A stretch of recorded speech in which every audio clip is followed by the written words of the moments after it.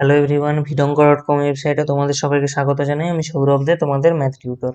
এখানে আমাদেরকে ইন্টিগ্রেশন করতে বলা হচ্ছে। দেখো, integration dx by 6x² plus 7x plus 2। তো আমরা এই ইন্টিগ্রেশনটা করার জন্য আমরা হরের যে অংশটা, প্রথমে তো আমরা এই এক্স স্কোয়ারের যে সহগ সেটাকে 1 রাখতে চাই। তো সেটার জন্য আমাদেরকে কি করতে হবে, আমাদের সম্পূর্ণ হরের অংশগুলো থেকে 6 কমন নিয়ে নিতে হবে। তাহলে আমরা কি পেয়ে যাবো, x² প্লাস 7/6x প্লাস 2/6। তো এরপরে এই 1/6কে আমরা ইন্টিগ্রেশনের বাইরে রাখতে পারি। তাহলে আমরা পেয়ে যাব dx by x² plus, actually আমরা এখানে হরের অংশটায় একটা পার্ট স্কোয়ার আকারে আনতে চাই, কোনো কিছু স্কোয়ার মানে বর্গ আকারে আনতে চাই। তাহলে সেটার জন্য আমরা এখানে x² রয়েছে, তাহলে আমরা x² প্লাস 2 ইন্টু যাই হোক একটা ফর্মে আনতে চাই, যেহেতু স্কোয়ার করতে হবে আমাদেরকে। তাহলে 2 ইন্টু x² থাকার জন্য x রাখলাম। এবারে দেখো, আমাদেরকে এই অংশটাকে এমন করে ব্যালেন্স করতে হবে যেন 7/6 আসে। তাহলে সেটার জন্য আমরা কি করব, এখানে লিখবো 7/12। এবারে এটাকে সম্পূর্ণ একটা স্কোয়ার করার জন্য আমাদের কি দরকার, এখানে 7/12 এর হোল স্কোয়ার করা দরকার। যেহেতু আমরা 7/12 এর হোল স্কোয়ার অ্যাড করেছি, তাহলে একটা 7/12 এর হোল স্কোয়ার এখানে মাইনাস করতে হচ্ছে। এবং লাস্টে আমাদের 2/6 ছিল, অ্যাকচুয়ালি কাটাকাটি হলে ওটা আমরা পেয়ে যাবো 1/3। তো আমাদের এই সম্পূর্ণ অংশটা হলো হরে রয়েছে। তাহলে আমরা কি পাচ্ছি, 1/6 integration dx by x plus 7/12 এর হোল স্কোয়ার। এটা আমাদের একটা পার্টে গেল। এবং আমরা এখানে কত পাচ্ছি, 49/144 প্লাস 1/3। তাহলে আমরা যদি এখানে ক্যালকুলেট করি, এখন কি পাবো, integration dx by x plus 7/12 এর হোল স্কোয়ার মাইনাস 1/144। এটা যদি ক্যালকুলেট করা হয়, মাইনাস 49/144 প্লাস 1/3, এটা ক্যালকুলেট করলে আমরা মাইনাস 1/144 পাবো। তাহলে একে লিখতে পারি 1/6 integration dx by x plus 7/12 এর হোল স্কোয়ার মাইনাস 1/12 এর হোল স্কোয়ার।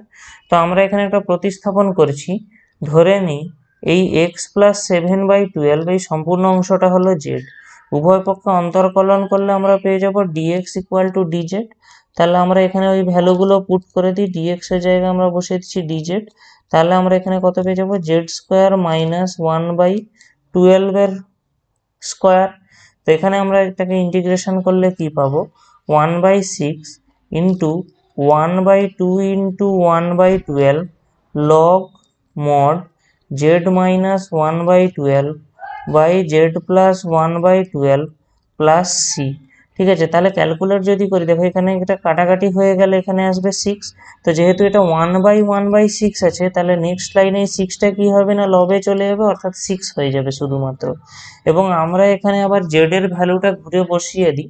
আমাদের জেডটা কি ছিল না, জেড ছিল এক্স প্লাস 7/12। তাহলে সেই ভ্যালুগুলো এখানে আমরা ঘুরে পুট করে দিচ্ছি। তাহলে x plus 7/12 plus 1/12 plus C, সিটা ইন্টিগ্রেশন কনস্ট্যান্ট বা সমাকলন ধ্রুবক। তো দেখো এখানে এই 6 এবং এই 6 কেটে যাবে, তাহলে শুধুমাত্র আমাদের কি থেকে আছে, লগ মড জেড প্লাস 6/12, এই 7/12 মাইনাস 1/12 করলে 6/12, এবং এখানে আসবে 8/12 প্লাস সি। কাটাকাটি হলে দেখো 6 আর 2 কাটাকাটি হয়ে গেলে এখানে 4 দিয়ে কাটলে এটা 3, এবং এটা 4 দিয়ে কাটলে এটা 2 এবং এটা 3। তো আলটিমেটলি আমরা এখান থেকে কি পাচ্ছি, এটা এক্স,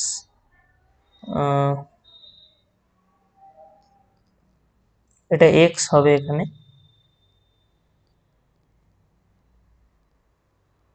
তা আমরা এখানে কি পেয়ে যাব, দেখো লসাগু করে নিলে এখান থেকে আমরা পেয়ে যাব 2x প্লাস 1/2, এবং এখানে লসাগু করলে আমরা পেয়ে যাব 3x প্লাস 2/3।